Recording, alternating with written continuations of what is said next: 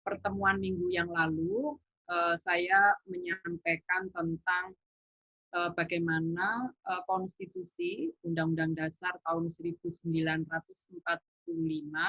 memberikan jaminan penghormatan ya terhadap martabat manusia, termasuk perempuan dan anak-anak serta kelompok rentan lainnya. Artinya secara ideal negara Republik Indonesia memberikan jaminan pemenuhan, perlindungan, dan kemajuan hak asasi manusia, termasuk hak asasi perempuan, dan terbebas ya dari penyiksaan, terbebas dari kekerasan, ya. Dan itu nilai-nilai ideal itu kemudian dibuatlah berbagai aturan atau regulasi turunannya, misalnya tidak sepakat dengan bentuk-bentuk kekerasan dalam rumah tangga, maka pemerintah mengeluarkan Undang-Undang PKDRT. Lalu tidak sepakat bahwa anak-anak boleh disiksa semaunya, gitu ya. Itu lalu keluarlah Undang-Undang Perlindungan Anak Indonesia. Lalu larangan untuk melakukan perbudakan atau penjualan manusia, lalu keluarlah Undang-Undang Pemberantasan Tindak Pidana Perdagangan Orang. Nah, meskipun berbagai regulasi itu sudah dikeluarkan sebagai komitmen dari pemerintah Republik Indonesia, tetapi faktanya minggu yang lalu kita melihat bahwa masih terjadi berbagai bentuk kekerasan yang terjadi dan terutama itu dialami oleh perempuan dan anak-anak. Nah, oleh karena itu penting bagi kita untuk memastikan ada atau tidaknya dukungan baik itu dalam konteks pencegahan maupun lembaga-lembaga yang melakukan penanganan, ya. Lalu yang juga menjadi sangat penting adalah bahwa meskipun lembaga-lembaga yang dibentuk oleh pemerintah maupun lembaga-lembaga pengada layanan ya yang dibentuk oleh masyarakat dalam rangka untuk melakukan upaya pencegahan dan penanganan, ternyata sampai dengan saat ini juga masih menunjukkan berbagai hambatan dan tantangan. Itu terbukti dari bahwa angka kekerasan jumlahnya terus meningkat, begitu ya. Sementara belum semua korban bisa mengakses kebutuhan keadilan dan lainnya. Nah, Ibu Bapak sekalian, pada malam hari ini sebagai lanjutan dari ngaji yang pertama, nilai-nilai ideal yang lalu yang saya singgung bahwa di dalam Undang-Undang Dasar 45 yang esensinya itu adalah perlindungan terhadap hak asasi manusia, ini adalah harus diberikan secara utuh ya. Manusia walaupun belum, ini berulang-ulang saya sampaikan, manusia belum lahir pun itu sudah ada dalam perlindungan oleh negara gitu ya. Bahkan tanpa negara pun manusia itu lahir dalam kondisi martabat yang utuh begitu ya, yang dia harus ketika negara mengambil sebagian hak warga masyarakat, negara harus memberikan jaminan rasa aman, bebas dari segala bentuk ancaman, penyiksaan atau perlakuan yang dapat merendahkan martabat manusia itu sendiri. Termasuk di dalamnya yang tidak boleh dilakukan adalah kekerasan seksual. Nah, Ibu-ibu sekalian, nilai-nilai ideal ini pemerintah Indonesia tentu terus-menerus diharapkan melakukan upaya-upaya ya di dalam rangka pemenuhan tadi. Namanya aja nilai ideal, cita-cita lah. Nilai ideal itu cita-cita. Maka terus-menerus harus dilakukan upaya pemenuhan. Kalau misalnya aturan-aturan ini belum sesuai ya diperbaiki. Kalau belum ada ya dibuat gitu. Dalam rangka apa? Lagi-lagi karena Indonesia adalah negara hukum yang menjunjung tinggi perlindungan terhadap hak asasi manusia, maka nilai-nilai komitmen itu harus diwujudkan sampai masyarakat Indonesia, warga masyarakat Indonesia terbebas dari berbagai bentuk penyiksaan maupun tindakan-tindakan yang dapat merendahkan martabat manusia. Nah, minggu yang lalu saya sudah sampaikan bahwa angkanya tidak bisa diketahui secara pasti, ya, karena banyak laporan-laporan masyarakat yang sekarang tercatat, apakah itu di Komnas Perempuan, di KPAI, di Kementerian Pemberdayaan Perempuan, ya, dari pusat, atau yang di daerah, di Dinas Pemberdayaan Perempuan, atau di kantor polisi, itu adalah angka-angka kekerasan dari korban yang melaporkan dan yang ditangani. Sementara masih cukup banyak laporan masyarakat yang sudah melapor tapi tidak bisa ditangani karena berbagai sebab, ya, soal barang bukti dan lainnya. Begitu juga bentuk kekerasan, ya, karena ada keterbatasan, ya, di dalam Undang-Undang PKDRT kita, bahwa di situ hanya ada makna perkosaan, ya, dan hanya makna pencabulan. Akibatnya banyak bentuk-bentuk kekerasan di masyarakat yang sesungguhnya belum bisa diselesaikan dengan aturan hukum yang tersedia.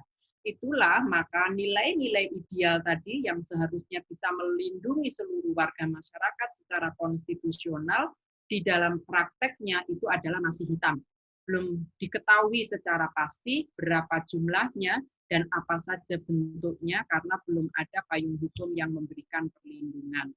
Bahkan di masa pandemi ada kekerasan bentuk baru yang disebut dengan kekerasan berbasis gender online, ya. Jadi melalui handphone yang kita punya ini ternyata banyak sekali berbagai bentuk kekerasan, ya, yang dialami oleh korban, tetapi seringkali korban bahkan tidak merasa bahwa dirinya adalah korban. Misalnya saja seorang perempuan berkenalan, ya, dengan orang yang tidak dikenal, ya, dengan orang asing itu tidak selalu orang dari luar negeri, warga Indonesia juga, gitu ya, tapi nggak dikenal sebetulnya. Lalu menggunakan aplikasi kencan, ya, lalu berhubungan dan mengirimkan foto intim satu dengan yang lainnya. Jadi tukar foto, Bu, tukar foto, disuruh buka, nggak usah pakai jilbab dong, atau nggak usah pakai baju dong, dibuka sedikit dong, lalu bertukarlah foto. Lalu kemudian dipaksa melakukan sesuatu, jika tidak mau, maka foto-foto yang tadi sudah bertukar itu dijadikan alat untuk mengintimidasi. Kalau kamu nggak mau ketemu, fotonya saya sebar. Saya punya loh fotomu yang nggak pakai jilbab, kalau nggak mau nurutin ketemu, fotomu yang tidak berjilbab itu akan saya sebarkan. Nanti saya akan berikan contoh-contohnya. Nah, kenapa masa pandemi ini menjadi pemicu? Karena memang masyarakat kita di masa pandemi ini kan lebih banyak di rumah, sehingga penetrasi penggunaan alat digital itu juga semakin tinggi. Lalu karena ketidakhati-hatian kita dan belum tingginya kesadaran masyarakat kita dalam menggunakan alat digital, maka ini juga dimanfaatkan oleh orang-orang yang mengakibatkan paling banyak yang menjadi korban itu adalah perempuan dan anak-anak. Yang lainnya adalah aspek yang juga perlu dilihat adalah soal kekerasan di dalam rumah tangga. Ibu-ibu sekalian, kalau minggu yang lalu saya baru menampilkan data angka, ya. Angkanya terus naik, bentuknya apa saja. Nah, sekarang saya ingin mengajak ibu-ibu semua untuk lebih mendalami aturan-aturan dan fakta-fakta kekerasan yang ada di dalam rumah tangga. Mungkin ibu-ibu yang tergabung dalam pemberi bantuan hukum, kasus PKDRT ini adalah mungkin kasus yang paling banyak dihadapi dan meminta bantuan pada para ibu-ibu. Jadi Pak ibu-ibu yang mengikuti pelatihan paralegal kemarin, mungkin kasus KDRT yang paling banyak dimintakan pendapat ke ibu-ibu, ya, karena memang kasus KDRT itu adalah kasus kekerasan yang paling banyak terjadi sampai dengan saat ini. Baru kemudian kasus kekerasan seksual. Minggu lalu data-data itu sudah saya sampaikan kan, sehingga saya tidak perlu mengulang. Nah, kalau kita membaca aturan Undang-Undang Nomor 23 Tahun 2004 tentang Undang-Undang PKDRT, maka sebetulnya secara substantif itu ada teks hukum, yaitu aturan-aturan hukum, tetapi di situ juga ada semangat hukum. Mungkin ini ibu-ibu bertanya kepada saya, Bu Nini, apa itu maksudnya bunyi hukum dan semangat hukum? Jadi, sebuah aturan hukum itu kan dibuat sebetulnya mengharapkan ada 3 hal, seperti yang tadi juga sudah saya singgung. Satu, tujuan hukum itu memberi kepastian, ya, supaya orang pasti nih ketika berhadapan dengan hukum. Yang kedua, memberikan kemanfaatan. Jadi orang merasakan manfaatnya adanya aturan hukum. Jadi ada kepastian, ada kemanfaatan. Yang ketiga ini yang penting, ada perlindungan dari hukum itu.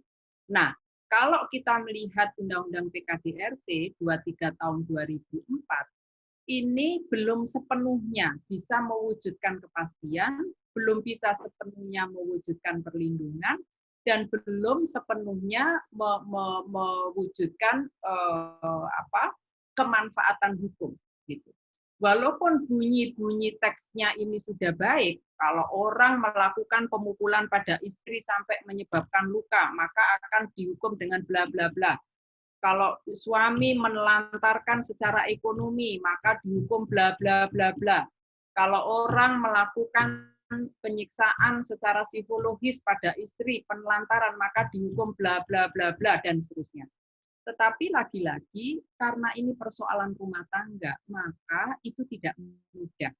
Ya, tidak mudah. Nanti saya akan berikan contohnya karena ini penting bagi ibu-ibu yang nanti menjadi pendamping sebagai paralegal supaya tidak kalau misalnya ada kasus terkait kasus PKDRT kemudian tidak dengan gampang pokoknya saya ini, nanti pokoknya sampai cerai aja dan lain sebagainya.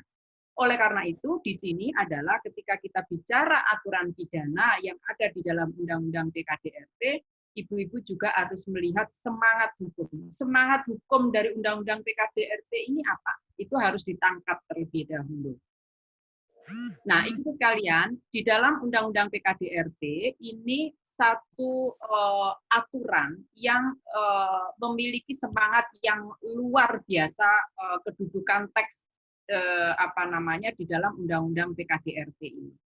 Secara filosofis, Undang-Undang PKDRT ini dalam hukum keluarga adalah dalam rangka memberikan perlindungan kepada warga negara, terutama perempuan. Kenapa? Karena perempuan di dalam keluarga itu kan selalu secara umum ya, bukan selalu, secara umum diposisikan dan dikondisikan berbeda. Karena perempuan itu adalah ada yang disebut kalau di Jawa itu konco wingking. Nanti ibu-ibu juga bisa cerita ya. Kalau di Kalimantan istilahnya apa? Saya nggak tahu. Mungkin nanti di wilayah lain istilahnya apa. Nah, perempuan seringkali diposisikan berbeda. Jadi harkat dan martabat manusia itu tidak sebagaimana yang diharapkan. Norma hukum positif itu sebetulnya sudah memberikan jaminan bahwa ada kepastian yang adil, ada kepastian melindungi, ada kepastian bahwa perempuan tidak boleh diskriminasi baik di dalam keluarga maupun di masyarakat maupun di birokrasi gitu. Ya. Coba kalau saya minta nanti ibu-ibu untuk bertestimoni, mungkin yang PNS saja. Pegawai negeri sipil pada tahun 95-an itu tidak mendapatkan upah yang sama dengan PNS laki-laki. Kenapa? Karena ibu-ibu atau perempuan dianggap sebagai pencari nafkah tambahan. Sehingga pada tahun 95 ketika salah satu teman saya kuliah di Amerika, dia hanya mendapatkan tunjangan pendidikan, gajinya nggak dapat. Karena dia dianggap tidak sedang membantu suaminya memberi nafkah karena dia kuliah. Nah, perjuangan yang luar biasa yang dilakukan oleh kita semua, termasuk teman-teman Aisyah, akhirnya diakui, oh perempuan itu juga pencari nafkah. Maka ketika dia jadi PNS harus diberi gaji yang sama. Maka samalah sekarang dari sisi gaji. nggak ada bedanya laki-laki dan perempuan. Kalau dia PNS 3A ya gajinya segitu, 3B ya segitu, dan seterusnya. Meskipun ibu-ibu, kalau ibu-ibu jeli ya, kita melihat konteks ya, ketika masuk pada tataran struktural, siapa yang dipilih jadi pimpinan, siapa, pasti ibu-ibu lebih kalah. Dan itu terlihat di birokrasi. Berapa orang sih eselon 1 yang perempuan? Banyak sekali hambatannya. Ya, banyak sekali hambatannya. Kalau dibandingkan eselon 1 laki dan perempuan, pasti lebih banyak laki-laki. Ya, eselon 2 lebih banyak laki-laki, eselon 3 baru tuh banyak tuh perempuan. Pendidikan juga begitu. Yang doktor, yang profesor lebih banyak laki-laki, yang doktor lebih banyak laki-laki, yang perguruan tinggi banyak laki-laki, SMA banyak laki-laki, SMP baru sama, SD baru lebih banyak perempuan. Nah, ini satu kondisi yang menunjukkan bahwa norma hukum positif itu berbeda dengan realitasnya. Nah, di dalam Undang-Undang PKDRT ini ikut mempengaruhi di dalam implementasinya. Kenapa? Karena norma hukum positif yang ingin memberikan keadilan, kepastian, dan perlindungan, dan tidak ada diskriminasi di dalam prakteknya, nanti ketika dilaksanakan, ada banyak hambatan yang membuat perempuan belum mendapatkan keadilan melalui undang-undang ini. Nanti kita sampai pada contohnya.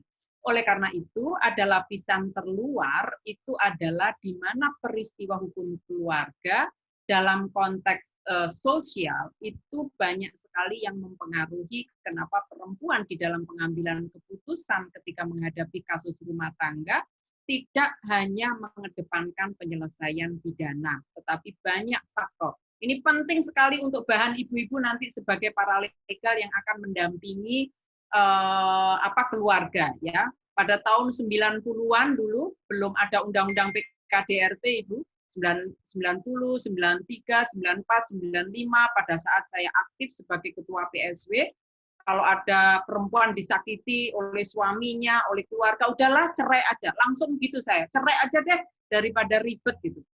Semakin ke sini gitu, saya kemudian melihat, aduh, keutuhan keluarga ini juga penting. Gitu. Keutuhan keluarga itu penting, nggak bisa penyelesaiannya hanya cerai saja. Yang ingin dipastikan adalah bahwa peristiwa-peristiwa perselisihan atau perbedaan pendapat di dalam keluarga itu jalan keluarnya tidak harus cerai, tetapi bagaimana memutus mata rantai kekerasan tidak terjadi pada keluarga, apakah itu kepada istri, kepada anak, atau orang-orang yang ada di dalam rumah tangga itu.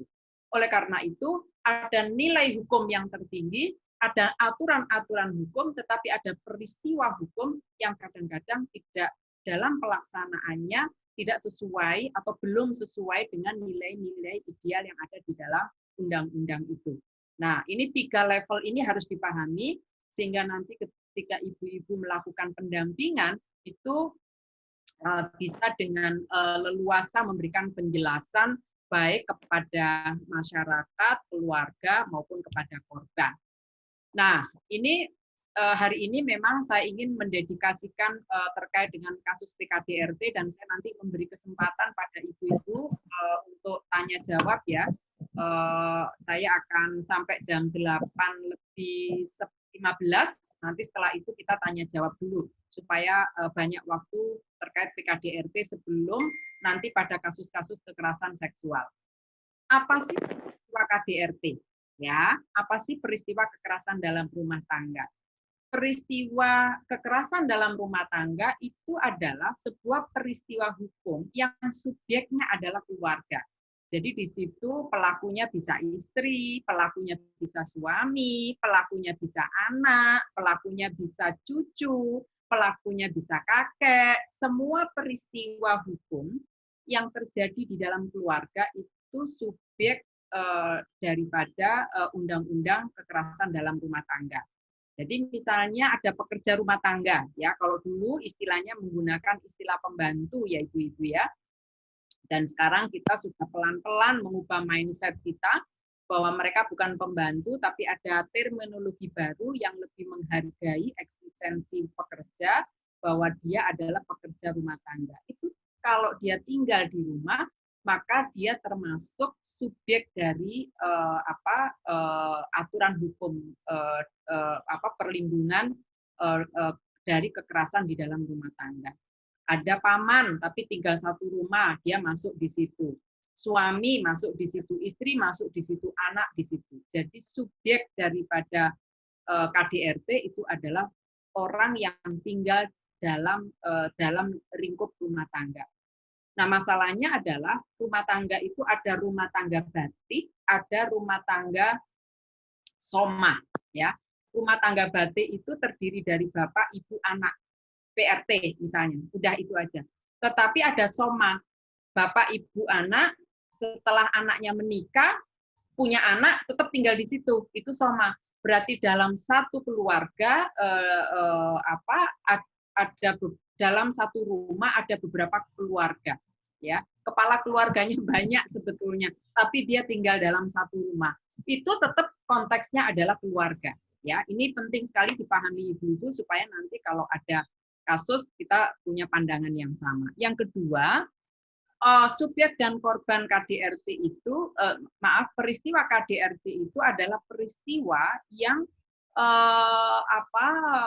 pengadilannya itu nanti kalau ada konteks perselisihan itu menggunakan pengadilan atas nama negara.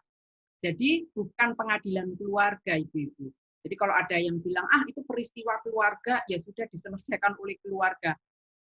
Kalau itu terkait harta benda, betul, ya diselesaikan oleh keluarga. Tapi kalau terkait badan, kembali lagi yang tadi saya sampaikan nilai-nilai idealnya. Karena undang-undang, karena negara sudah berjanji akan melindungi, gitu ya. Maka ketika ada orang-orang di dalam rumah tangga yang tidak melindungi, maka ini menjadi ranah pengadilan atas nama negara, ya. Lalu yang ketiga, ini yang juga penting, bahwa yang menjadi korban itu adalah keluarga. Jadi pelakunya bisa saja dari keluarga, tetapi korbannya juga bagian dari keluarga. Siapa saja? Kalau pelakunya bapak, bisa juga yang jadi korban anaknya. Pelakunya ibu, bisa saja korbannya anak. Pelakunya bapak, bisa saja korbannya istri. Bisa juga korbannya adalah pekerja rumah tangga. Pernah saya melakukan pendampingan, pelakunya adalah anak, tapi korbannya adalah pekerja rumah tangga. Jadi PRT-nya ini diperkosa oleh anaknya.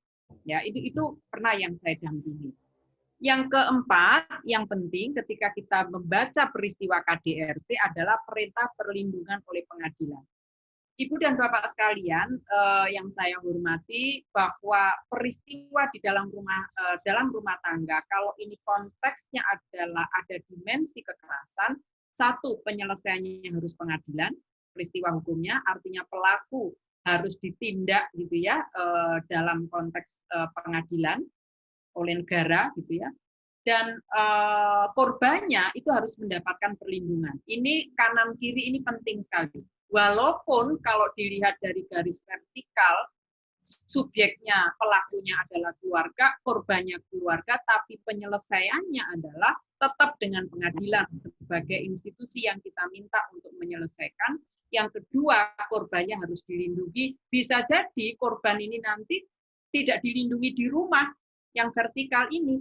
Kenapa tidak bisa dilindungi di rumah? Karena pelakunya ada di sini gitu. Oleh karena itu, dua dimensi vertikal ini dari peristiwa KDRT, walaupun subjek pelakunya adalah keluarga, korbannya adalah keluarga, yang menyelesaikan harus lembaga pengadilan, dan harus ada perintah perlindungan kepada korban dari pengadilan. Ini 4 hal yang penting sekali untuk dipahami kita semua ketika membaca peristiwa kekerasan dalam rumah tangga.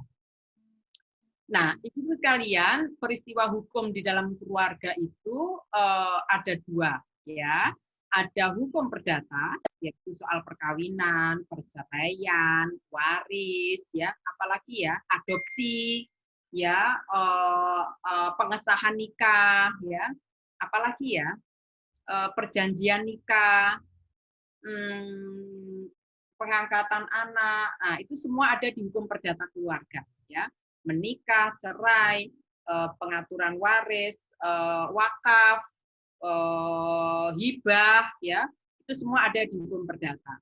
Nah, hukum pidana keluarga itu kalau misalnya ada peristiwa yang masuk kategori tindak kriminal.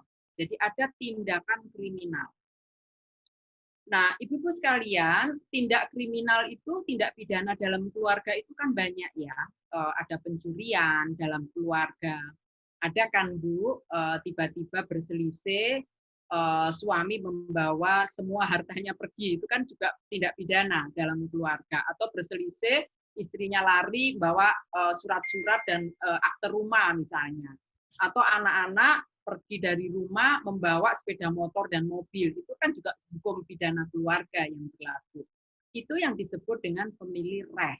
Nah, ketika ini terkait dengan harta benda, maka kedudukan hukum pidana itu lebih rendah dari hukum keluarga, di mana penyelesaian antar para pihak yang merasa dirugikan, bapak dirugikan anak atau sebaliknya, istri dirugikan suami, kalau itu terkait harta benda, maka family lebih tinggi, keluarga yang lebih tinggi. Maka ayo wes saling dimaafkan.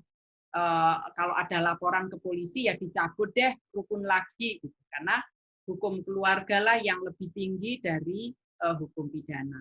Tetapi peristiwa hukum pidana, kalau misalnya anak membunuh ibu, istri membunuh suami, suami menempeleng istri, bukan lagi peristiwa yang mengedepankan keluarga, tapi mengedepankan pidana karena sudah masuk dalam lingkup penyiksaan terhadap tubuh. Nah, ibu-ibu sekalian, sampai di sini ada pertanyaan dulu sebelum saya lanjutkan. Monggo saya kasih kesempatan, ibu-ibu. Ada yang ingin berbagi dulu, silakan. Saya Bu, Assalamualaikum. Silakan, saya ingin stop screen dulu. Silakan Ibu, Bu siapa? Ibu Raudah Bu, Banjarmasin. Ya, silakan Ibu Raudah. Saya kan pernah meninjau kasus Bu dari Satgas PPA. Kasusnya itu gini Bu, si istri itu nuntut kepada suaminya karena mantan suaminya dia sudah bercerai. Masalah hak asuh anak itu Bu, karena waktu dia bercerai itu suaminya itu menyiksa dia Bu, menyiksa dia secara fisik. Jadi menurut keterangan dari RT, waktu kita meninjau ke sana, RT menjelaskan juga orang tua dari si mantan istri itu penyiksaan tuh ngeri Bu, rambutnya lah diseret, ditempeleng gitu Bu. Pokoknya ngeri Bu penyiksaannya, jadi dia memutuskan bercerai. Terus masalah anak Bu lagi, anaknya kan baru 1 tahun, belum diputuskan siapa yang mengasuh anaknya, dia susah ketemu anaknya Bu karena diasuh oleh mantan suami. Dia ngelapor ke PPA. Terus dari PPA itu saya yang meninjau ke tempat mantan suami itu, ternyata Ibu dia itu malas gitu Bu mempertemukan anaknya dengan mantan istri itu Bu. Jadi setahu saya penyelesaiannya itu gini Bu, didamaikan oleh pihak PPA Bu, Perlindungan Perempuan dan Anak dari Dinas PPA Banjarmasin. Penyelesaiannya itu didamaikan gitu Bu di kantor dinas PPA itu. Jadi si mantan suami ini dipanggil, diberi nasihat-nasihat, terus dia juga disuruh membuat perjanjian Ibu yang ditandangani oleh kedua belah pihak bahwa si istri ini boleh menemui anaknya misalnya 1 minggu istri, 1 minggu suami gitu. Tapi dengan perjanjian Ibu. Cuman saya ini jadi ragu juga Bu kalau ngelihat perilaku si suami ini, temperamen orangnya Bu, terus orangnya juga kerjanya juga tidak jelas gitu Bu. Nah, saya jadi ragu Bu, apa dia itu akan melanggar perjanjiannya atau apa gitu Bu. Soalnya dia waktu selama jadi istri aja sudah disiksa gitu Bu. Nah, mungkin Ibu bisa memberikan penjelasan gitu Bu. Terima kasih. Baik, terima kasih Bu Rauda. Ada lagi yang ingin berbagi? Karena ini pasti peristiwa yang akan ibu-ibu hadapi ya, terutama nanti Iya, kalau betul Bu. menjadi paralegal ya. Oke. Ada lagi yang ingin berbagi, Bu Ibu? Cukup? Baik, Saya Bu oh dari silakan, Kendari. silakan. Ye, monggo Bu Rosdiana dari Kendari, silakan Bu Rosdiana. Iya, masalah ini Bu, yang saya lihat di Kendari tentang masalah persugihan nih Bu. Ya. Bagaimana menurut Ibu itu yang terjadi masalah persugihan di Kabupaten Goa, yang pasangan suami istri itu dia mencongkel mata anaknya, ini gara-gara persugihan. Mungkin itu saja Bu. Gimana menurut Ibu? Baik, terima kasih. Ya, Bu. Oke, terima kasih Bu Rosdiana. Ada lagi yang mau berbagi? Assalamualaikum. Ya, waalaikumsalam. Monggo Ibu. Bu Marni, Sumatera Barat. Ya, silakan Ibu Marni. Ya, terima kasih waktunya. Terjadi peristiwa KDRT, PKDRT, diawali dengan perselingkuhan. Suami berselingkuh, yang kemudian diketahui oleh istri dan anak. Mbak? Ya, lanjut Ibu, lanjut. Diketahui oleh istri dan anak-anaknya, akhirnya berujung dengan kekerasan. Tapi nampaknya di dalam kekerasan ini istri lebih dominan melakukan kekerasan. Menjambak, menyepak, memutar dan segala macam, menelanjangi. Akhirnya suami ini lari dan meninggalkan keluarganya. Tapi akhirnya mereka ini ke pengadilan. Jadi memang tidak sempat mereka melalui lembaga hukum yang kita tangani, tapi mereka langsung aja ke pengadilan. Jadi sekarang di dalam proses di pengadilan, yang ingin saya tanyakan, bagaimana kalau perempuan yang seperti itu begitu? Padahal selama ini perempuan ini sudah sangat berkorban untuk mendampingi suaminya ini sampai sekolah, dan dia meninggalkan tugas untuk anaknya dan segala macamnya karena mendampingi suaminya pergi. Setelah selesai sekolah, mereka dosen ini yang laki-lakinya sampai sekolah S3 dan segala macam, tapi akhirnya balik di situ terjadi hal-hal seperti ini. Kalau perempuan yang seperti ini lebih dominan melakukan kekerasan, bagaimana Mbak? Nah, itu yang ingin saya tanya. Terima kasih Ibu, saya dapat 3 pertanyaan yang semuanya ini penting diketahui oleh kita semua ya, karena pendampingan kasus KDRT itu sangatlah kompleks ya. Dulu ketika saya membentuk lembaga pengada layanan setelah Undang-Undang PKDRT disahkan tahun 2004 sampai 2006, saya merasa bahwa mendampingi kasus KDRT itu lebih berat dibandingkan mendampingi kasus kekerasan seksual. Karena kasus KDRT itu nggak selesai-selesai gitu. Kalau kasus keluarga itu nggak selesai-selesai menurut saya. Terus saja gitu. Bahkan kalau belum cerai, setelah cerai masih aja ada keluhan-keluhan yang harus kita dampingi. Oleh karena itu, apa yang dilakukan oleh Bu Rauda, apa yang dilakukan Bu Rosdiana, apa yang dilakukan oleh Bu Marnis, ini tantangan ke depan. Saya mencoba melihat satu-satu ya. Tadi Bu Rauda menceritakan ada perilaku penyiksaan yang dilakukan oleh suami kepada istri, begitu ya.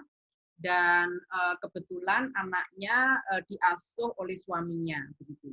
Lalu oleh unit PPA kemudian ini dilakukan mediasi, ya, dilakukan mediasi, dibuat sebuah perjanjian oleh kedua belah pihak bahwa nanti suaminya tidak melakukan penyiksaan lagi kepada istrinya, gitu ya. Walaupun tadi saya kurang memahami kalau misalnya ini tidak terjadi perceraian, berarti kan dalam satu rumah gitu ya. Kenapa kok seakan-akan istrinya hanya boleh ketemu dengan anaknya pada hari-hari tertentu? Kalau didamaikan, intinya kan nggak cerai gitu. Atau cerai ya Bu Rauda akhirnya? Sudah cerai, Bu. Sudah cerai, Oh, tapi akhirnya cerai. ya, cuman si istri ini susah ketemu anaknya, makanya dia ngelapor, Bu. Oh, Ngelapor. masalahnya. Anaknya usia berapa, Bu? Saya lupa menanyakan. Sekitar kurang lebih 2 tahun, Ibu. Oh, Oke. masih terlalu ini. Ya, nah ibu-ibu sekalian, nanti kalau ibu-ibu menghadapi kasus seperti ini, yang pertama perlu dilakukan adalah pada prinsipnya sampai pada usia anak di bawah 9 tahun ya, apalagi ini masih 2 tahun, hak asuh itu harusnya ada pada ibu, kecuali dibuktikan kondisi ibu dalam kondisi tertentu yang tidak mampu.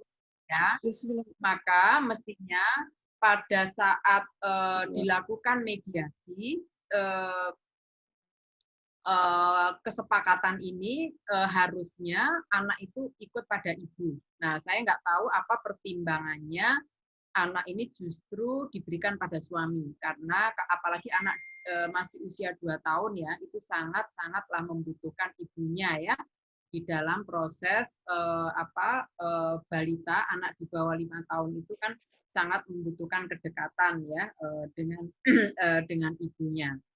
Nah, kalau tadi sudah bercerai begitu ya, dan perdamaian itu tidak memasukkan di dalamnya tentang bagaimana pengasuhan terhadap anak oleh ibunya, maka kalau ini diasuh bapaknya harus ada di dalam perjanjian itu yang memberi kesempatan ibunya untuk bertemu, bukan pada jam-jam tertentu atau hari-hari tertentu, tapi ibunya diberi kebebasan untuk bisa bertemu pada anaknya.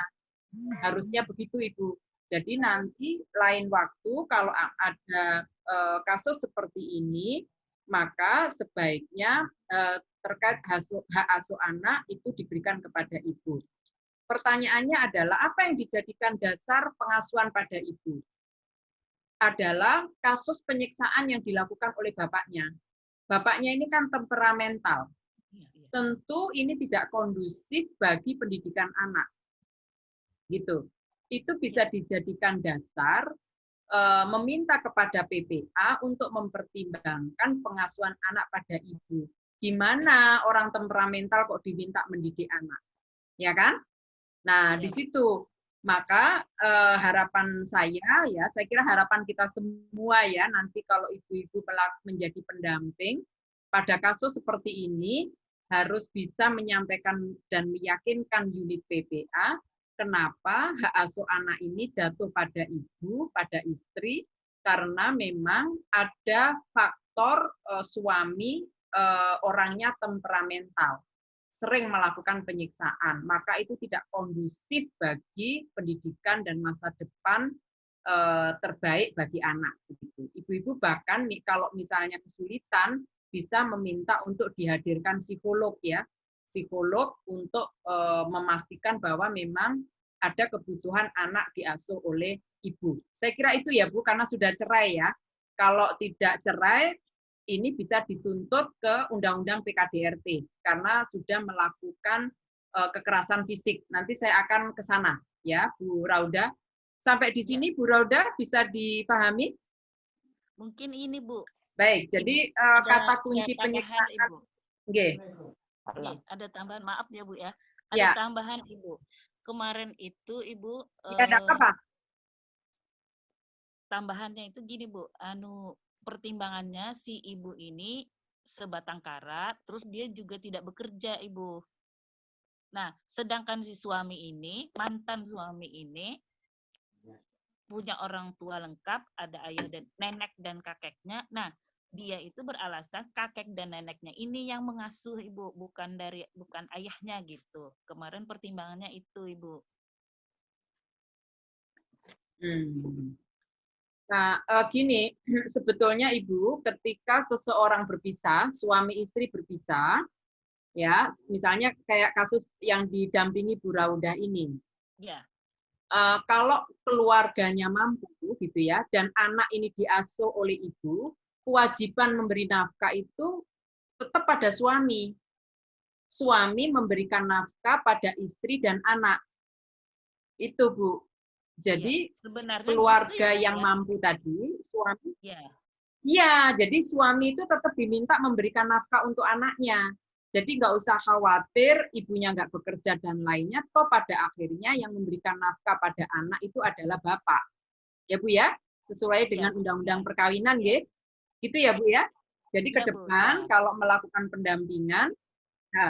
melakukan pendampingan, untuk terutama usia di bawah umur, kecuali nanti usia 9 tahun, atau anak sudah bisa mengemukakan keinginannya, dia ingin ikut bapak, ya nggak apa-apa. Tapi sepanjang anak ini belum bisa menyampaikan keinginannya, maka anak adalah diasuh oleh ibu. Ibunya nggak kerja, nggak apa-apa. Memang yang punya kewajiban untuk memberi nafkah pada anak itu adalah bapak. Gitu. Kenapa pertimbangannya? Karena bapak punya indikasi temperamental dan itu tidak baik buat pendidikan anak. Bayangkan dididik neneknya, harusnya pendidikan itu pada kedua orang tuanya, bukan pada nenek. Kan masih ada ibunya soalnya, kecuali ibunya nggak ada. Nah, kalau alasan ekonomi itu tanggung jawab bapaknya untuk memberikan nafkah pada ibu. Begitu ya, Bu ya? Terima Ya, Bu. kasih. Makasih banyak, Bu. Nah, jadi nanti di dalam perjanjian kedua belah pihak itu juga ibu harusnya diberi kebebasan melihat anaknya. Yang kedua dari Bu Rosdiana dari Kendari, bagaimana kasus pesugihan yang dilakukan oleh orang tua dengan cara mencongkel mata anak. Ini betul-betul tindakan kriminal, Ibu. Ya, ini tindakan kriminal, penyiksaan terhadap anak. Jadi ini salah satu bentuk kekerasan menggunakan tubuh anak untuk mendapatkan keuntungan. Ya, ini bisa juga ini kan masih dalam proses penyelidikan ya Bu. Sekarang ini kalau tidak salah masih di kantor polisi kan Bu Rosdiana. Iya, Bu. Jadi ini masuk kategori tindak pidana karena tindak pidana penyiksaan ya terhadap anak ya, memanfaatkan anak untuk mendapatkan keuntungan gitu ya. Walaupun saya nggak tahu, emang bisa kaya beneran Bu? Belum tahu juga Ibu. Emang beneran bisa? Tidak mungkin Ibu. Penyugihan Nggak mungkin. Mbak, Jadi ini kayaknya iya, ini kayaknya orang tua yang mereka kurang mengetahui ya hal-hal yang mistis kayak gini nih loh, kurang pemahaman lah ya kira-kira ya. Lalu ditambah dengan hal-hal yang sifatnya mistis ya, jadinya seperti ini. Jadi kalau menurut saya Ibu Rosdiana ini kedua orang tuanya melakukan tindak kriminal itu karena melakukan penyiksaan terhadap anak. Ya, saya kira ini kita tunggu nanti kelengkapan hasil penyelidikan. Saya tidak ingin mendahului, tapi yang jelas walaupun itu anaknya sendiri, tapi kalau dia melakukan penyiksaan ya berlaku ketentuan undang-undang yang ada, gitu ya.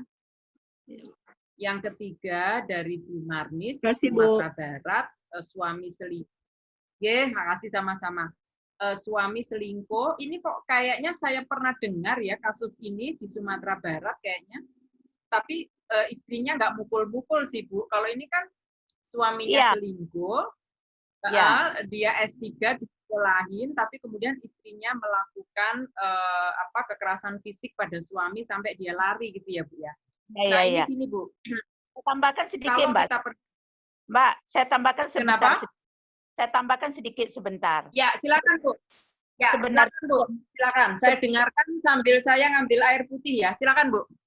Sebenarnya suami istri ini mau damai, tapi keluarga yang laki-laki mempengaruhi saudaranya, menghasut untuk tidak perlu berdamai gitu.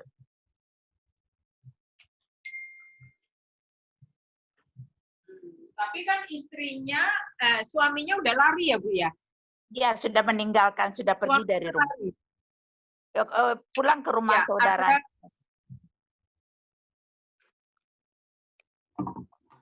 Baik Ibu, saya ingin merespon ini dengan dua hal. Mungkin agak lama sedikit, agak panjang sedikit. Jadi apa yang dilakukan oleh suami kepada istri itu yang masuk kategori kekerasan psikologis. Oh, kekerasan psikologis. Perselingkuhan, ya, perselingkuhan itu masuk kategori kekerasan psikologis.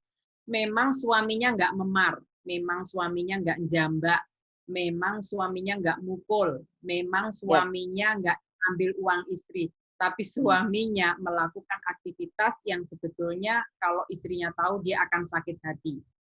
Iya kan, Bu? Selingkuh, melakukan aktivitas yang tidak diperbolehkan. Jadi, mari kita samakan persepsi kita. Apa yang dilakukan suami kepada istri itu adalah melakukan kekerasan secara psikologis. Karena tidak boleh di perkawinan melakukan perselingkuhan, kan begitu Bu ya. Sebelum ada undang-undang PKDRT, ini juga diatur di dalam KUHP, Ibu. Kalau di dalam KUHP itu ada pasal 279. Kalau misalnya istrinya tahu bahwa suaminya selingkuh dan dia melapor ke polisi, suaminya bisa ditangkap, Ibu. Bisa ditangkap, Ibu. Jadi KUHP kita ngatur sebetulnya, ya. Pasal berapa, Mbak? Nah, 279 KUHP, ya. Kalau ada seorang istri tahu suaminya selingkuh dan dia keberatan dengan perselingkuhan yang dilakukan oleh suaminya, dia bisa melapor ke kantor polisi. Tapi ini delik aduan. Kalau suaminya nggak ngadu, ya nggak bisa ditangkap pelakunya, gitu ya. Nah, kalau istrinya mengadu, bisa itu ditangkap. Itu satu. Sama ya pandangan kita ya, Bu ya, bahwa suami telah melakukan kekerasan psikologis pada istri. Yang kedua adalah istri lalu melakukan reaksi terhadap apa yang dilakukan suami dengan jambak, mukul, macam-macam. Istri melakukan kekerasan fisik. Ya kan, Bu? Dicubit, suaminya dipukul, diapain kekerasan fisik. Tapi Ibu-ibu, saya ingin menyampaikan begini. Yang melakukan pertama kali siapa? Suami kan, Bu? Iya. Nah, jadi apa yang dilakukan istri itu adalah reaksi dari apa yang dilakukan oleh suami. Benar. Karena jadi istri tidak akan mukul kalau misalnya suami tidak melakukan kekerasan psikologis. Di kasat mata kita akan istrinya yang lebih kejam karena fisik kelihatan kan. Padahal kekerasan yang dilakukan suami pada istri itu juga bikin lebih kejam ya. Kelihatan secara fisik ya.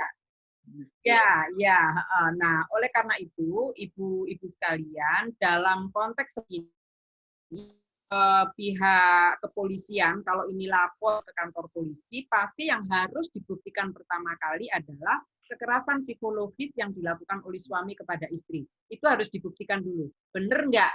Kalau itu terbukti, maka suaminya bisa dipidana. Gitu. Tapi kalau itu nggak terbukti, suaminya bisa menggugat pada istrinya untuk dilakukan pemeriksaan karena dia telah melakukan kekerasan. Kalau ini mau pakai undang-undang PKDRT, ya, mau mengarah pada pidana. Nah, kalau tidak, yang laki tidak mau rukun lagi, gitu ya, maka proses perceraian itu harus bisa memastikan bahwa alasan yang digunakan perceraian ini adalah karena suami melakukan selingkuh dan istri melakukan kekerasan. Maka biasanya menggunakan cekcok terus-menerus. Iya, betul. Menggunakan cekcok menerus. Menggunakan cekcok terus-menerus. Nah, sekarang ini kondisinya udah cerai atau belum, Bu? Belum. Belum, Bu, sedang menunggu. Belum. Nah, ini monggo tentu penyelesaiannya gini. Penyelesaian kasus rumah tangga maupun kasus kekerasan itu pertama kali jalan keluarnya yang ditanya adalah korban. Saya ingin tanya saja kepada Bu Marnis. Menurut Bu Marnis, siapa yang jadi korban dan siapa yang jadi pelaku pada kasus ini? Yang jadi korban siapa? Yang jadi korban istri, Mbak. Ya, oke. Sama berarti dengan saya. Istrinya yang menjadi korban kekerasan dalam rumah tangga. Maka dia yang pertama kali nanti ditanya ibu. Bu, ditanya, keinginannya apa dengan peristiwa ini. Kalau keinginannya damai, ya dipanggil suaminya. Apakah mau memperbaiki, gitu ya? Karena memang bisa jadi setelah dengan peristiwa ini dia sadar dan menghentikan perselingkuhan. Walaupun bisa jadi dia akan meneruskan perselingkuhan, kan gitu. Jadi yang ditanya pertama kali oleh Ibu Marnis adalah istrinya, korbannya. Apa yang diinginkan dari peristiwa ini? Ingin lanjut dalam pernikahan atau ingin menghentikan perkawinan. Kalau ingin melanjutkan perkawinan, maka suaminya yang dipanggil untuk ditanya apa janji yang bisa diberikan jaminan bahwa dia tidak akan mengulang perbuatannya. Kalau suaminya oke, baru istrinya nanti yang ditanya lagi, mau nggak tidak melakukan kekerasan? Karena kalau istrinya melakukan kekerasan lagi, suaminya juga bakal nggak mau, gitu kan, Bu. Tapi yang pertama kali ditanya itu istri. Kenapa? Karena istri korban. Setelah itu baru ke suami, mau nggak berjanji untuk tidak mengulangi? Kalau dia mau, baru istrinya juga ditanya, mau nggak tidak mengulangi melakukan kekerasan? Disitulah kemudian upaya mediasi bisa dilakukan, ya Bu. Jadi mediasi itu ini harus ada pelatihan sendiri, Ibu. Iya. Mediasi itu didengar masing-masing pihak dulu, keinginannya apa, keinginan dari kedua belah pihak itu yang dipertemukan. Jadi Ibu sebagai mediator itu tidak mengusulkan apapun, hanya mendengarkan saja keinginannya istri, mendengarkan keinginan suami, lalu mempertemukan keinginan itu supaya terwujud. Itu mediator. Tapi kalau fasilitator, Ibu membuat usulan-usulan penyelesaian, itu fasilitator. Ibu mengusulkan ini ke istri, mengusulkan ini ke suami, baru kemudian dipertemukan. Jadi, tapi dalam konteks ini, saya usul ini mediator saja. Keinginan istri apa, keinginan suami, tapi yang pertama didengarkan adalah istri. Setelah itu baru ketemu, kemudian untuk dibuat perjanjian keinginan berikutnya. Itu ya, Bu. Masih ada waktu 30 menit. Saya boleh nambah dikit dulu materi? Mbak, dengan keluarga yang ikut serta bagaimana, Mbak? Kenapa? Keluarga ikut serta memicu. Keluarga yang laki-laki. Gini. Baik, itu memang hal yang biasanya sulit untuk dihindari, ya Bu ya. Saya juga baru saja 2 bulan lalu menyelesaikan pendampingan KDRT. Maka yang pertama kali harus didengar itu adalah korban. Siapa korban tadi saya sampaikan adalah istri, ya kan, Bu? Lalu yang kedua adalah suami. Nah, suami itu juga harus diajak bicara bahwa dalam pengambilan keputusan dia tidak melibatkan keluarga terlebih dahulu. Apa yang menjadi keinginan individu dia sendiri dulu, Bu. Karena kalau melibatkan keluarga besar akan banyak suaranya.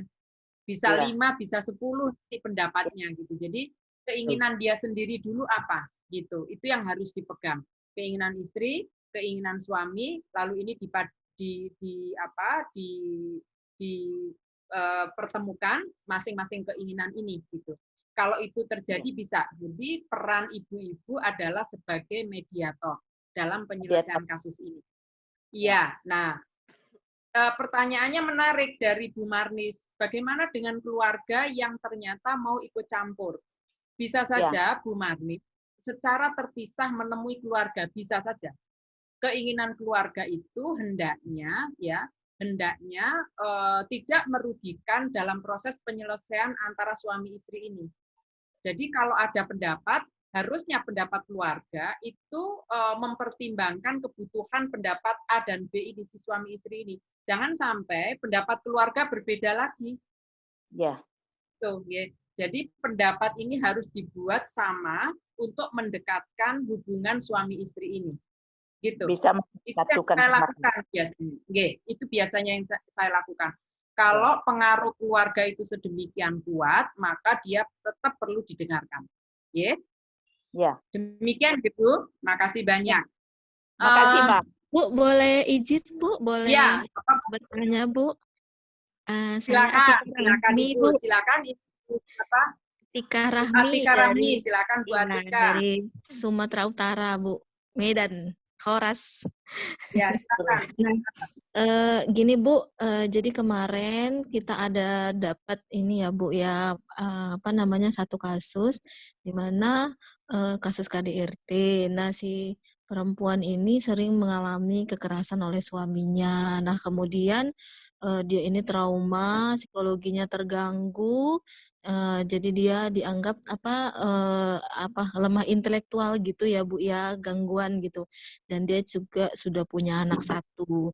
Nah, lantas kemudian dia diusir dari rumah suaminya dan sekarang ini tinggal di rumah orang tuanya. Orang tuanya ini hanya buruh cuci, Bu. Nah, kemudian nih si ibu kepingin mereka ini bercerai dan kemudian meminta hak pengasuhan anak itu kepada si nenek inilah gitu, karena kan ibunya kan intelektualnya sudah ini terganggu ya Bu ya, disabilitas tapi intelektual gitu. Jadi dia depresinya tingkat tinggi gitu Bu, karena tadi mengalami kekerasan oleh suaminya gitu, sehingga ditanya pun gak nyambung gitu kan, karena kita sempat bawa ke dinas P3AM-nya Binjai, karena kebetulan itu daerah Binjai. Nah, kemudian diperiksa oleh psikolog yang ada di sana, memang depresi tingkat tinggi gitu kan, sehingga nggak nyambung ngomongnya ini, apa yang ditanya gitu nggak nyambung, nggak ada respon gitu.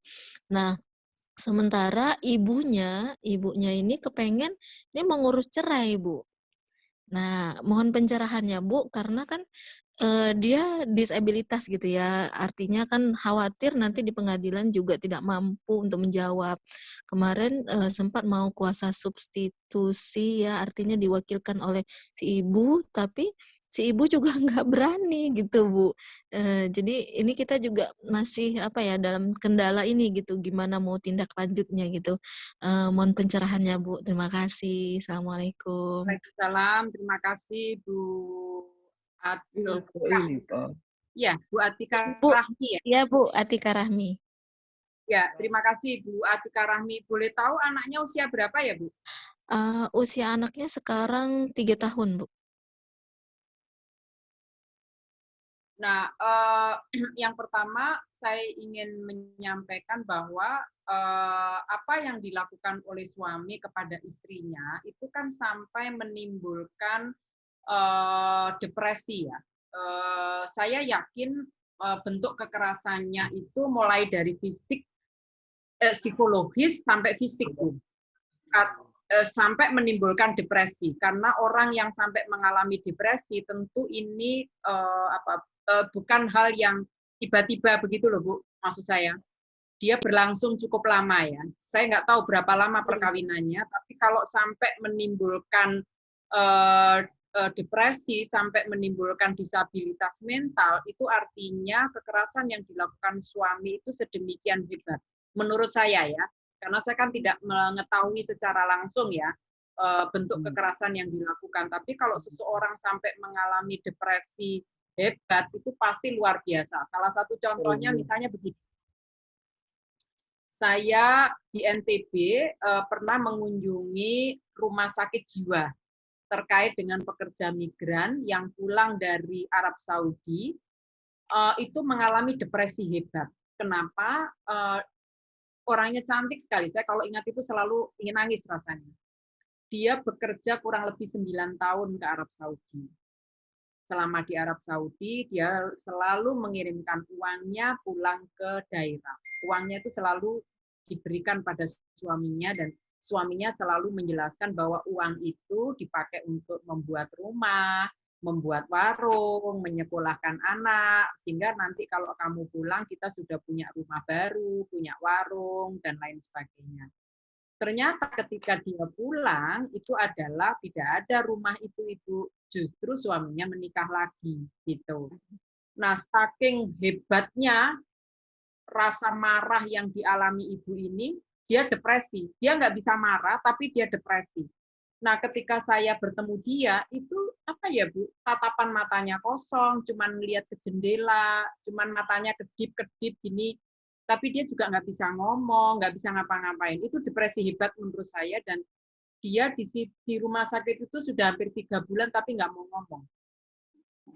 Nggak mau ngomong sama sekali. Dan keluarganya juga tidak tahu apa yang harus dilakukan terhadap si ibu ini. Kan itu depresi hebat yang saya pernah lihat. Saya ajak bicara pun nggak bisa. Saya mendedikasikan waktu hampir 1 jam, pengen sekali mendengarkan suara ibu itu nggak bisa.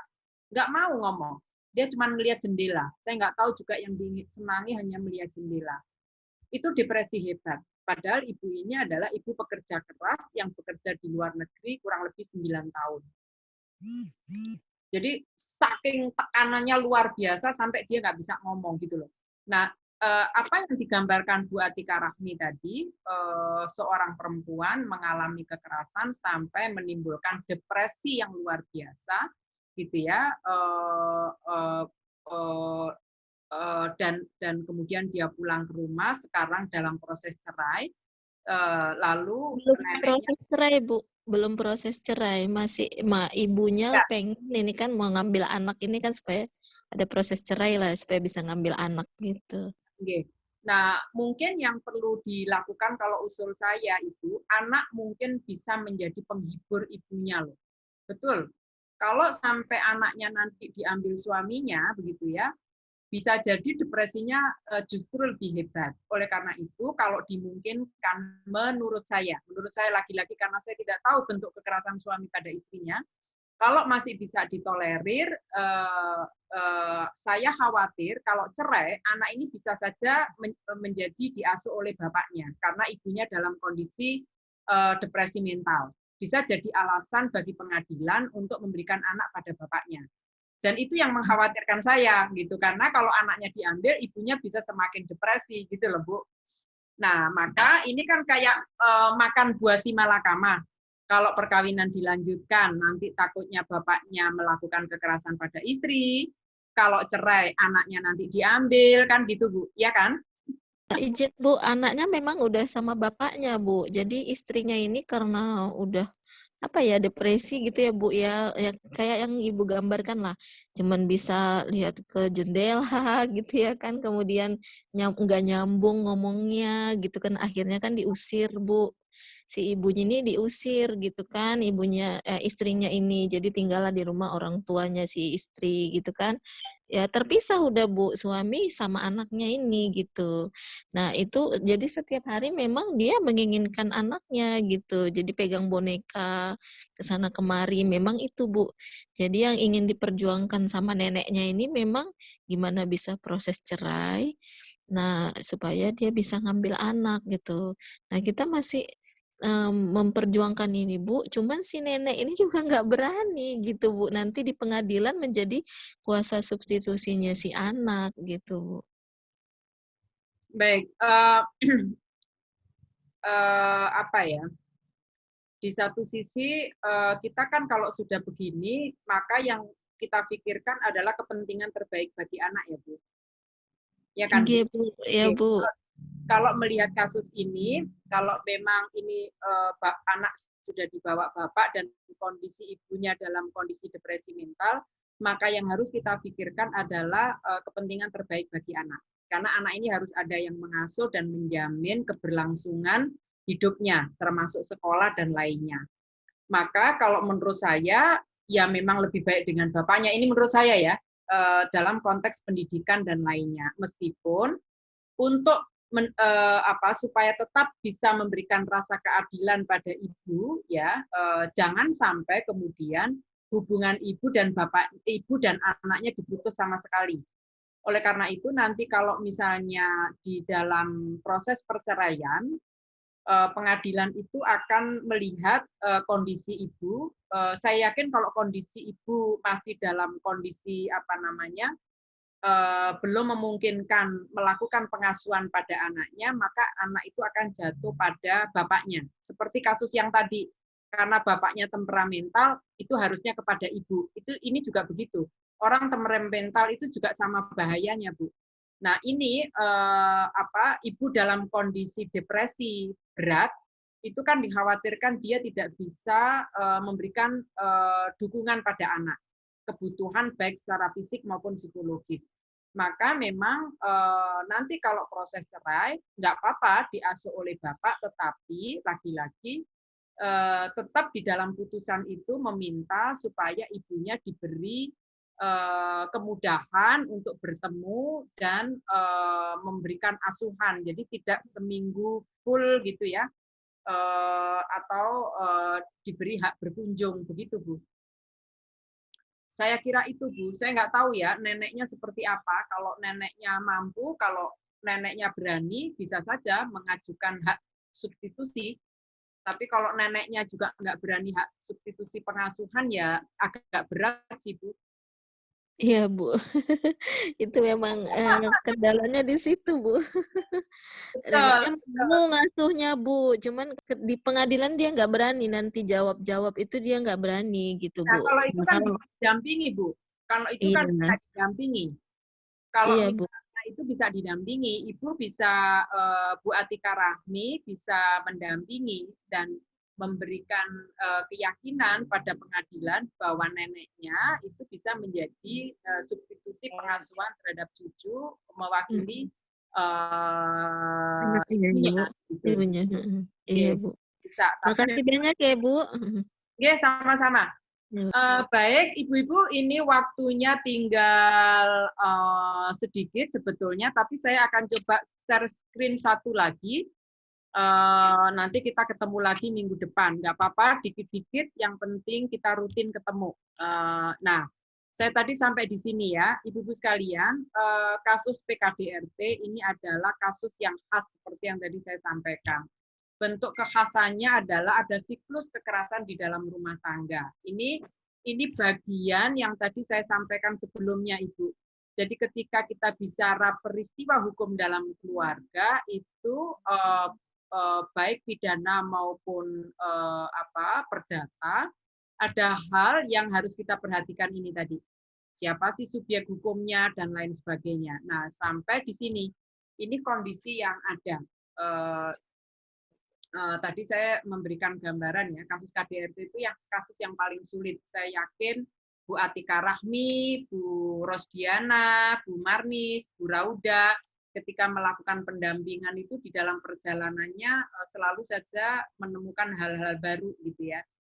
Nah, di kasus KDRT juga begitu. Biasanya diawali dengan ada kekerasan, lalu salah satu pihak meminta maaf, lalu kemudian berdamai gitu. Lalu konflik lagi, kekerasan lagi, minta maaf lagi, bulan madu lagi, konflik lagi. Selalu ada harapan, ada cinta, tapi juga ada teror gitu dalam peristiwa kekerasan dalam rumah tangga. Nah, ini yang tadi saya sampaikan bahwa dalam kasus KDRT itu ada ini, Bu. Ada bunyi hukum, ada aturan-aturan hukum, tapi harus ada semangat hukum. Semangat kita maunya apa? Gitu. Kalau semangat kita itu memang ingin memutus mata rantai kekerasan seperti yang ada di dalam bunyi hukum, maka kita bisa mengarahkan kasus-kasus KDRT itu pada ranah pidana. Tapi kalau semangat hukumnya adalah mendamaikan, gitu ya, mendamaikan dan tidak berulang seperti ini, jangan sampai jangan sampai bentuknya itu kayak ular ini, Bu. Nih, muter gini siklusnya. Ini harus diputus gitu. Nah, semangatnya apa? Kalau semangatnya mendamaikan tapi akibatnya muter terus begini, KDRT-nya berlangsung terus-menerus, minta maaf, teror lagi, minta maaf, teror lagi, maka ini semangat kita adalah bukan semangat menyelesaikan kasus dalam rumah tangga, tapi semangatnya adalah semangat meneruskan berbagai bentuk kekerasan dalam rumah tangga. Tadi contoh yang diberikan oleh Bu Rauda misalnya ada perjanjian kedua belah pihak untuk didamaikan, tapi saya nggak yakin kalau melihat temperamental suaminya yang sering melakukan penyiksaan. Nah, itu kan menarik. Walaupun ada perdamaian, itu kan bisa jadi perdamaiannya hanya di atas kertas, tapi faktanya adalah berbagai bentuk kekerasan terus berlangsung. Nah, oleh karena itu, ibu-ibu sekalian, pesan yang ingin saya sampaikan ketika melakukan pendampingan, bisa jadi memang ada upaya perdamaian karena lagi-lagi pemelirah ya hukum keluarga, perdata dan pidana itu memang agak tidak mudah begitu ya dalam pengambilan keputusan. Tapi pastikan bahwa tidak ada siklus kekerasan yang berlangsung terus-menerus seperti ini. Harus bisa memutus mata rantai kekerasan. Nah, faktanya Ibu-ibu sekalian, pengalaman korban dalam penyelesaian kasus KDRT yang paling banyak itu adalah berdamai, bertahan dalam rumah tangga meskipun masih terjadi kekerasan. Ini fakta yang jadi kayak piramida terbalik itu. Yang paling banyak itu adalah bertahan meskipun di situ di dalamnya ada berbagai bentuk penyiksaan. Yang kedua, ada penyelesaian tapi perdata, cerai saja. Ya, cerai saja tapi tidak memidanakan pelaku. Karena memikirkan ada anak-anak, ada keluarga besar, gitu ya sudahlah cerai saja tapi tidak memperkerakan kasusnya. Seperti contoh Bu Raudah tadi ya. Udah cerai gitu, tapi kasus pidananya walaupun suaminya melakukan penyiksaan tidak dibawa ke ranah pidana karena bapaknya masih ngasuh anaknya, misalnya kayak gitu ya.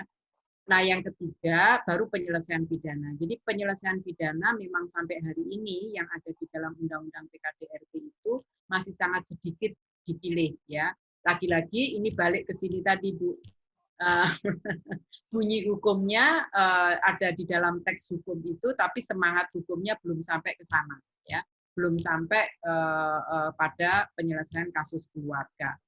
Nah, berbeda dengan kasus kekerasan terhadap perempuan, ya, misalnya pemerkosaan, ya, pemerkosaan atau perdagangan orang atau penculikan atau tadi yang kasus yang disampaikan Bu Rosdiana ya, nyongkel mata anaknya untuk pesugihan,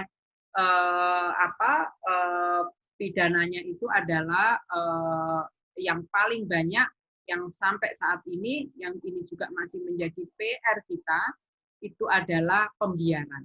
Banyak sekali dibiarkan juga, gitu ya, terutama kasus-kasus yang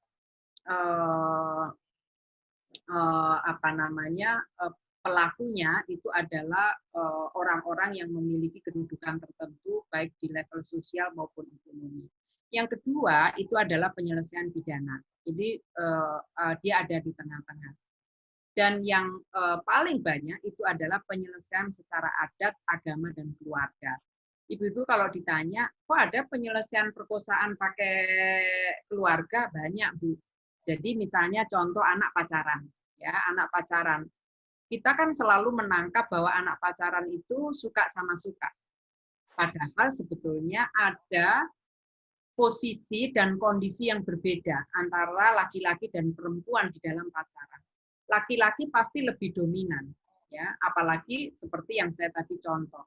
Misalnya ini pengalaman yang saya dampingi ya. Misalnya si perempuan ini sudah dicium. Pendek kata begitulah ya, sudah dicium misalnya. Apalagi pada saat ciuman itu difoto gitu. Nanti foto ini yang dijadikan oleh pacarnya untuk meminta lebih dari sekedar ciuman. Kamu sudah tak foto loh. Kalau kamu nggak mau ini, fotomu tak sebar. Itu banyak sekali. Ya, kasus-kasus seperti ini. Nah, nanti ketika perempuan ini sampai hamil misalnya, oleh keluarga dinikahkan. Padahal kalau kita lihat tadi hubungannya, ini kan anak ini sama saja dengan pemerkosaan, karena dia melakukan itu dalam konteks intimidasi. Jarang pada proses kasus pacaran dalam masa pacaran, ini sebetulnya betul-betul dilakukan suka sama suka. Atau karena yang perempuan saking takutnya kehilangan laki-laki ini, maka apa yang diminta laki-laki ini semua diberikan. Nah, seringkali penyelesaiannya adalah dengan dinikahkan. Apakah itu dengan nikah muda dan lain sebagainya, karena ingin menutupi aib keluarga. Jadi penyelesaian kekeluargaan masih banyak. Lalu contoh lagi yang di Palu. Seseorang memperkosa anak di bawah umur. Diselesaikan secara adat dengan membayar kambing. Selesai. Itu masih cukup banyak, Ibu. Ya, ini itu saya ke sana tahun 2010 kalau nggak salah. Saya ke Palu. Jadi diselesaikan dengan cara adat. Dalam tanda kutip bukan adat yang sesungguhnya ya, saya kira karena saya nggak yakin ada adat yang melakukan pembiaran. Ada lagi kasus KDRT di Kalimantan Tengah. Memang pelaku dihukum dengan membayar kerbau. Tapi kerbaunya itu bukan untuk korban, tapi digunakan untuk menghilangkan aib yang ada di desa itu. Jadi dipakai pesta dipakai pesta di kampung itu gitu. Korbannya justru diusir dari situ, disuruh pindah dulu keluar, nanti kapan-kapan balik gitu. Jadi ada yang penyelesaiannya dengan cara-cara adat, ada yang dengan cara-cara agama, ada yang dengan cara-cara kekeluargaan. Masih cukup banyak kasus penyelesaian KTP dibiarkan, dipidana atau dengan kasus penyelesaian adat. Ibu-ibu sekalian, karena ini sudah pukul hampir pukul 9, saya memberi kesempatan, ada yang mau tanya lagi atau saya lanjutkan satu slide? Ibu, izin Bu, ada satu lagi. Boleh Bu? Boleh. Silakan. Tadi kan Ibu ada slide tentang KBGO ya Bu, kekerasan berbasis gender online. Ya. Nah, kebetulan kemarin ada juga yang buat pengaduan juga ke kita Bu, kita buat kronologisnya dan dia minta mau didampingi ke kepolisian. Jadi kasusnya itu ini dia dosen Bu. Dosen, nah kemudian kebetulan baru saja bercekcok sama suaminya sehingga kemudian mau pisah lah itu dengan suaminya. Jadi dalam keadaan labil, ada orang yang minta kenalan melalui dunia maya, lantas kemudian direspon begitu Bu. Nah, jadi dalam pertemuan melalui dunia maya ini kemudian si laki-laki tadi membujuk rayu, kemudian meminta supaya si perempuan ini menggunakan kain sarung, kemudian memegang kemaluannya dan sebagainya. Nah, ternyata ini divideokan oleh teman yang laki-laki ini tadi yang melalui dunia maya. Nah, akhirnya kemudian ini dijadikan senjata minta uang, Bu. Minta pulsa, habis sekitar 10 juta lebih lah, Bu. Minta ini gitu kan, Bu. Terus dia minta lagi supaya buka baju gitu ya kan Bu. Nah akhirnya kemudian baru tersadar si dosen ini baru tersadar, lantas kemudian bercerita dengan saya waktu itu Bu melalui telepon. Nah dengan nangis-nangis dia ketakutan, dia malu kalau nanti itu disebarkan video itu gitu kan. Malu karena dia diancamnya nanti ini kusebar ke Facebook gitu kan, nanti ini kusebar ke YouTube bahkan gitu biar si laki-laki terus menerus meminta uang Bu gitu. Nah akhirnya kita laporkan Bu ke kepolisian. Tapi respon polisi ini sangat ini ya Bu yang enggak berpihak gitu Bu gitu. Nah sepertinya menganggap ya udah itu kan kenapa mau ditransfer gitu, kita kasih Bu bukti transfernya ada gitu, kita dilampirkan lah gitu ya kan. Nah dalam laporan itu kita di screenshotnya lantas semua saya suruh di print gitu kan Bu, kebetulan teman juga gitu kan Bu. Nah jadi respon polisi ini sangat tidak proaktif gitu, kayak sepertinya ya dianggap ini hal yang biasa aja gitu, kayak kasus penipuan biasa gitu. Padahal kan udah ada unsur kekerasan berbasis gendernya itu tadi gitu, dia memaksa untuk memegang kemaluan dan sebagainya gitu kan. Nah akhirnya kemudian diancam untuk memberikan uang gitu Bu. Nah ini respon polisi nih Bu, kita sangat kecewa gitu Bu dengan sampai sekarang itu juga nggak ditindaklanjuti gitu Bu. Bahkan dia ngomong nggak usah ngomong ya sama ini advokatnya gitu. Kita kebetulan waktu itu bukan advokat Bu, paralegalnya gitu kan. Nggak ada advokat gitu. Tapi dia bilang gitu polisi itu gitu. Itu Bu, izin gimana Bu gitu karena sampai sekarang nggak ditindaklanjuti oleh polisi. Terima kasih Bu. Baik, terima kasih Bu Atika.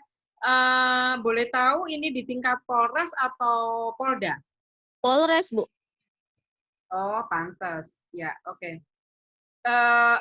Ini KBGO ini yang disebut dengan malicious distribution.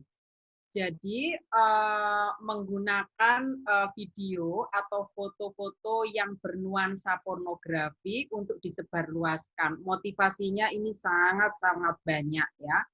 Bisa karena ekonomi, bisa karena balas dendam, bisa karena kecewa gitu. Dan pelakunya itu memang biasanya yang paling banyak hubungannya dengan korban justru orang-orang yang terdekat ya. Orang yang punya hubungan intimate, hubungan dekat banget, pacar, suami istri gitu ya, yang awalnya kayaknya bikin gambar-gambar porno, foto-foto porno, video-video porno, awalnya kayak dipakai untuk berdua gitu ya, tapi ketika kepercayaan satu dengan yang lain terbelah, putus, hilang, bertengkar atau apapun, maka video, foto, gambar yang porno tadi dijadikan senjata untuk mengintimidasi.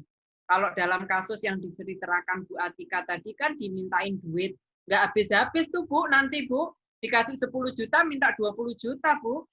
Nah, Iya, Bu. dengan ancaman tadi, fotonya tak sebar, videonya tak sebar gitu kan. Itu kan bikin orang takut. Bayangkan kalau video gambar dia pegang kemaluannya orang lain disebar, gimana dia jadi dosen? Hancur kan, gitu kan? Iya, Bu. Yang saya dampingi, ya, yang saya dampingi juga sama seorang anak perempuan cantik sekali. Dia diminta untuk memegang bagian tubuhnya lah ya, gitu.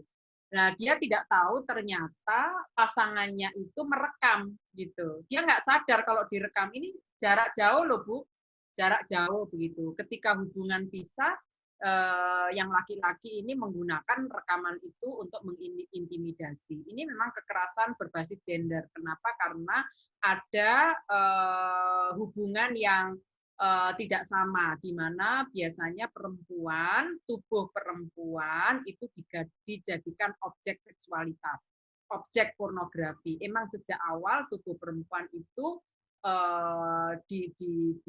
digunakan sebagai objek pornografi. Dan kalau kita bicara tubuh perempuan itu tidak hanya tubuh yang bagian seksualitasnya saja, kupingnya ya bisa, matanya ya bisa, bahkan contoh yang tadi kasus yang nanti sebetulnya saya jelaskan itu kalau kita sampai ke sana, itu soal jilbabnya Bu. Anak yang semula tidak berjilbab, lalu berjilbab, itu bahkan bisa digunakan untuk malicious distribution ini. Jadi kamu tak sebarkan loh fotomu yang nggak jilbaban gitu. Kalau kamu nggak ngasih saya uang ini, atau kalau kamu nggak mau tak cium gitu. Yang kasus di Jawa Barat itu anaknya sampai menggigil kalau dapat telepon. Karena diancam, kalau kamu nggak mau tak cium, saya sebarkan fotomu yang nggak pakai jilbab. Anaknya ketakutan, sampai dia berkali-kali berusaha bunuh diri karena saking tidak tahannya. Jadi Ibu, saya ingin menyampaikan dalam kasus KBGU itu sampai sekarang kurang lebih ada 6.060 kasus yang belum ditindaklanjuti oleh kepolisian. Kenapa? Karena memang ekosistem digital ini satu bentuk tindak kriminal yang baru gitu ya, di mana sekarang intensitasnya ini naik gara-gara pandemi ini, Bu. Iya kan, Bu? Di masa pandemi ini kan orang mau nggak mau mainannya gadget kan, Bu. Gitu. Sementara ekosistemnya ini belum siap, mulai dari alat-alatnya sampai dengan infrastrukturnya, sampai dengan SDM-nya. Misalnya konsen dalam bentuk digital. Persetujuan dalam digital itu kayak apa sih? Itu banyak aparat penegak hukum kita yang juga belum siap. Bagaimana membuktikan kejahatan dalam bentuk digital. Itu banyak juga yang belum siap. Paling-paling yang digunakan undang-undang pornografi yang itu adalah kejahatannya penyebaran, atau undang-undang ITE yang itu adalah pencemaran nama baik. Kalau yang kayak begini, intimidasi yang kayak gini ini, memang polisi sendiri kesulitan. Terutama kalau di tingkat Polres. Nah, tapi kalau di tingkat Polda itu memang sudah ada unit cyber itu. Jadi usulan saya mungkin minta saja supaya pelaporan ini kalau tidak ditindaklanjuti oleh Polres, minta pada Polres untuk meneruskan ke Polda. Karena di sana ada secara khusus unit cyber.